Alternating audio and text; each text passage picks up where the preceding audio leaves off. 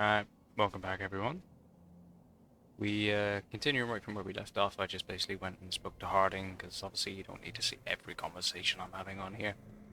But I've basically come to settle down and try and go to sleep, possibly contact Solus. And by the looks of it, Nev and Harding have opened a doorway, which takes me to, I believe, is my room.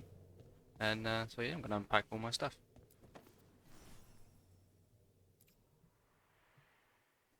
Every time I look at this, I can hear that little girl thanking me for saving her village from Darkspawn. She said that since the Grey Wardens didn't have griffins anymore, I could have hers. If I hadn't Oh, been there, I'd never have met Varric. And never had to deal with the First Warden complaining I ignored orders. It doesn't matter what the First Warden thinks. There's a little girl alive today because I attacked instead of waiting for reinforcements. that's good. I like that backstory. Varric and his life lessons. I asked him how we were supposed to stop Solus, and he gave me this. Take a long, hard look at it, kid. It'll always show the face of a hero who can get it done.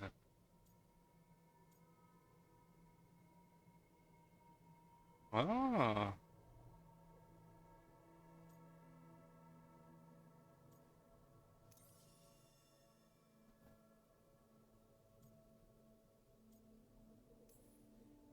You've got a few scars, but you know what?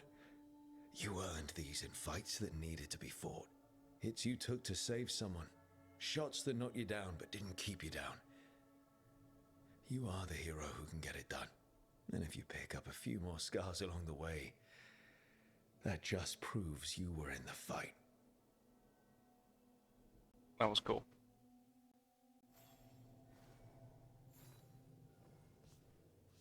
Yeah.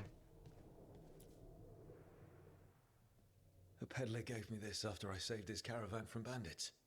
He told me nobles think of ruling like a game of chess, that each move determined what mark humanity will leave on the world.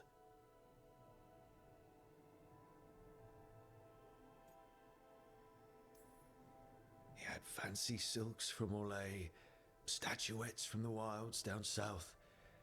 I could have listened to stories all night about places he'd been. Now I'm getting to see some of those places myself. That's cool. I like the little narration over these little bits. This kid. The tools every professional scoundrel needs when learning the trade. Mhm. I spent as much time picking locks and mixing poisons as I did training with blades or a bow.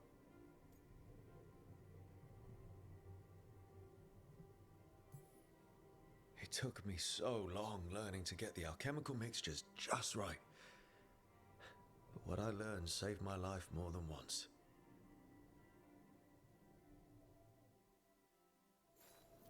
Right, that's better. Now, how do I connect to Solus? Just sleep or relaxing? Maybe if I clear my mind. It did take. Oh, okay. Hey.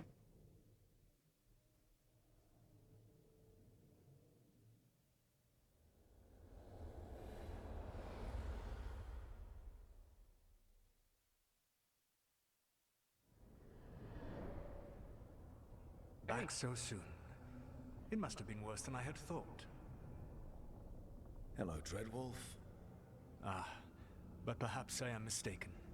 You may be here to correct me, to tell me that my concerns were unfounded. I am, after all, remembered as the god of lies, treachery, and rebellion. Mhm. So you're gonna be insufferable about it. See, this is the reason nobody likes you. I led a rebellion for centuries that culminated in the creation of the Veil and the destruction of the Elven Empire. Okay, this is among the reasons nobody likes you. My information was accurate. Now you realize that the danger is real. I need to know what the gods are planning. You are asking for knowledge no mortal in this world is privy to. If I am to share it with you, I need to know what makes you the right person to lead the fight against Algernon and Gelanein.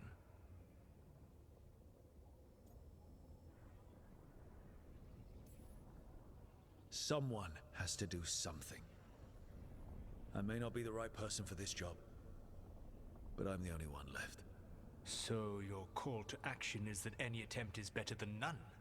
Back in the Grey Wardens, I was with a group of recruits outside this village, dealing with the Darkspawn incursion. Our orders were to wait for reinforcements, but we knew that by the time they arrived, everyone in that village would be dead. So you led your team of recruits in anyway, collapsing the tunnel and saving the village. How'd you know that? You helped Varric pursue me for the better part of a year. It would have been foolish not to learn about who was hunting me. Then you know that if someone has to make a call, I'll do it. I suppose I was not so different when I started. Started what? My rebellion against the Evanuris. The Elven Gods, as you call them. They wish to reclaim their dominion over this world. To accomplish that, they will need two things. First, the Blight. What exists in this world is a bare fragment of its power. Right. The rest is imprisoned, until they release it. Okay, oh, more options. Always go for more.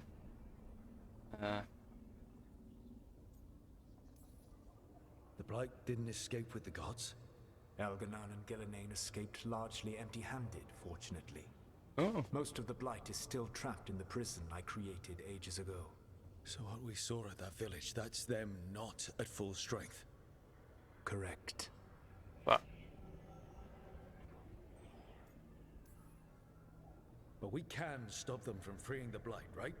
They will need to pierce the veil to reach the Blight's prison. My Lyrium dagger is one of the few artifacts capable of doing so. We've already recovered it from the ritual site. Excellent. Then they will have to make their own. That will give you time. You said the gods needed two things, and the Blight is the first. What's the second? Followers. They have called themselves gods. And what is a god without worshippers to sing their praises? You think they want the elves back? I don't think the elven people will bend a knee to blighted murderous monsters. Agreed.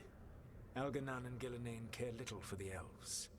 They will find worshippers among those hungry for power. Tyrants and bullies. The cruel and the corrupt, who fear their own vulnerability and seize any chance to feel strong. If you makes hunt sense. them, they will lead you to Elganan and Gillenane. You want me to pick fights with tyrants and bullies? Sounds fun. I gave no orders. All I offer are suggestions. I'm on it. What else? The Veravas, the lighthouse Soluvian, can take you anywhere, if you master its secrets. Have you done so? Not yet, but we've got one of the Veil Jumpers working on it. She'll get it sorted, and we'll see how it goes. Yes. I suppose we will. And when you speak with Varric, please tell him that I regret what happened. I knew it. For how he was before, because I played all of Inquisition, including the expansions and stuff like that. It's one of those like repeating stories. Ooh, I can do my pre-order stuff now. Hey, it's all a matter of perspective. Yeah. Oh, decoration mode. Oh, that's pretty cool. On that one. Alright, let's go talk to Varric.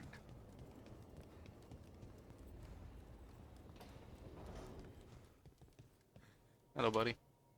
So Solus told the truth about the gods. You heard? It's bad, Varric. If you'd seen Demeter's crossing...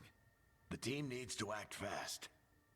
And it can't do that with me leading from a bed. You've got to take point on this. I didn't come in here trying to take your job, Varric. I know you didn't. But it's what the team needs right now. You sure? Harding got hurt because she listened to me. Rook, when I put this team together, what did I look for? A detective to find the Dreadwolf, and a scout to get us the lay of the land. Exactly the people he'd expect me to recruit. Disciplined, predictable. And then there's you. Remember when we first met, kid? I watched you lead a few misfit recruits and push back one of the biggest darkspawn hordes I've ever seen. Just needed to find the right strategy. And no other warden found it. You stopped that horde. Had to drop a town hall on it, but you've got a knack, kid. For what? Finding a way through the wildest shit I've ever seen. With a plan that no one expects. On the best day of his life, Solus wouldn't see you coming, Rook. And don't worry. I'll still be here to talk if you need me. How can I tell him what Solus said? Please tell me I can.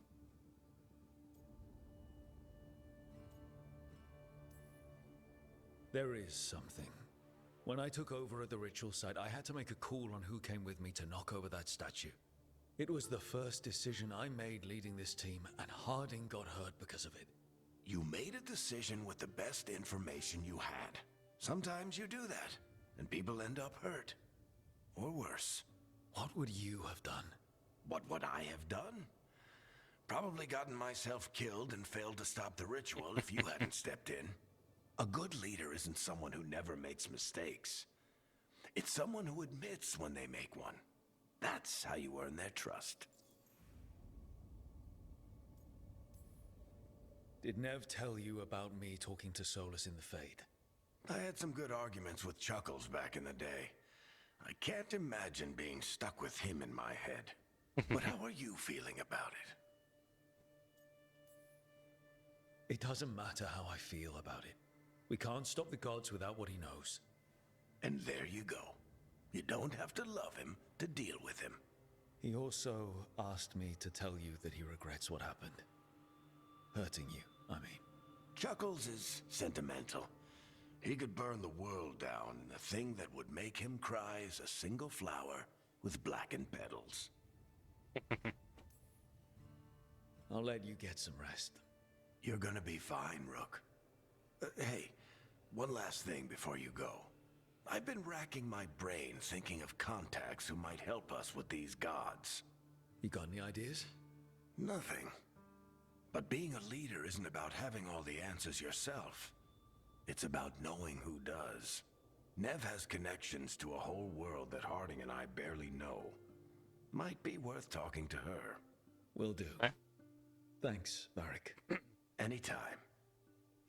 Sorry, it seems like a few of these videos are going to mainly be like talking, which I'm not overly happy with. Because after a time, obviously, I know people might be here for the story, but after a time, that does get a bit boring. So I will try to keep this as entertaining as I can.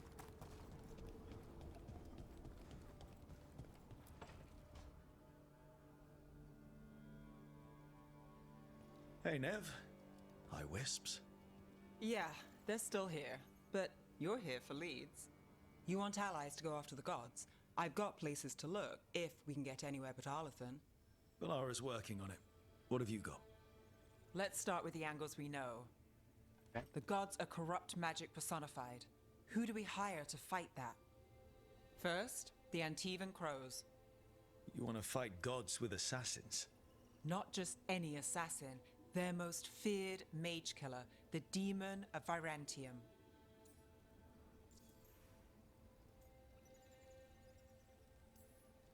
Working with a feared mage killer doesn't bother you? If he doesn't have a contract out on me, it's not a problem. Well, I'm sold. Now we charm the crows. Fingers crossed. The demon got his nickname taking out blood mages and Venatori.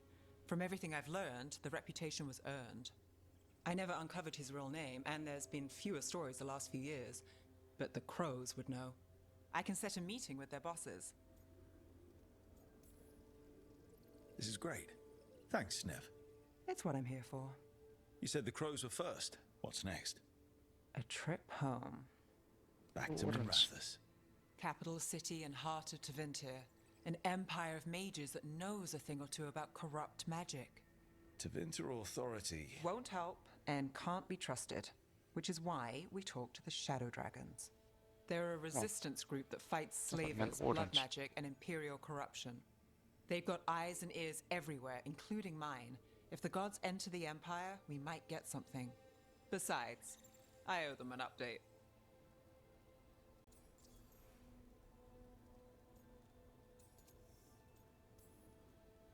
These people sound great. I mean, if they're anything like you. No one's as good as they seem. But they try. So we talked to the crows in Antiva and the shadow dragons in Minrathous. I wouldn't mind checking in on my neighborhood either. If Balara's ready for us. Yeah. Should check how things are going. Deal.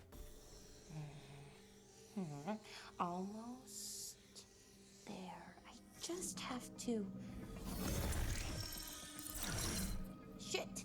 Sorry. Can I help? No, I've got it. Mostly. Mirrors are funny things, aren't they? Reflections. They distort reality, no matter what you try. And there's the trick. Control that distortion.